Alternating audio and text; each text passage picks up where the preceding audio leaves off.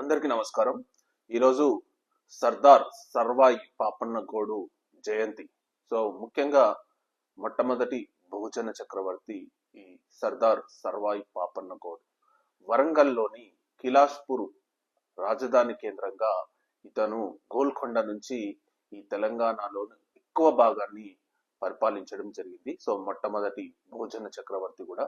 So వరంగల్లోని Kilashpur కేంద్రంగా రాజధానిగా so Karimnagar గాని ఇక్కడ చుట్టుపక్కల ప్రాంతంలో గాని నల్లగొండ గాని భువనగిరి గాని సో అప్ టు గోల్కొండ వరకు కూడా అతను పరిపాలించినట్టు చరిత్రకారులు చెప్తున్నారు. ముఖ్యంగా మొఘల్ చక్రవర్తులకు కూడా భయపడకుండా అతను ధైర్యాన్ని సాహసాన్ని చూపడం అనేది నిజంగా ఒక గొప్ప విషయం అని చెప్పాలి. ఈ రోజు సర్దార్ సర్వాయి పాపన్న గౌడ్ జయంతి సందర్భంగా తెలంగాణ రాష్ట్ర ప్రభుత్వం అతని విగ్రహం ఏర్పాటు చేయాలని చెప్పి ట్యాంక్ బండ్ కాడ ఈరోజు గౌరవ ముఖ్యమంత్రి ఈరోజు ప్రారంభించబోతున్నట్టు. సో సర్దార్ సర్వాయి పాపన్న గౌడ్ జయంతిని అధికారికంగా చేయబోతున్నట్టు తెలంగాణ గవర్నమెంట్ చెప్తుంది. సో ముఖ్యంగా ఈరోజు అతని చేసిన సాహసాలు అన్నది నిజంగా ఒక గత 400-300 సంవత్సరాల క్రితమే ఒక బహుజన రాజ్యాన్ని స్థాపించాలని చెప్పి అతను నిమ్న కులాలు అణగారిన వర్గాలను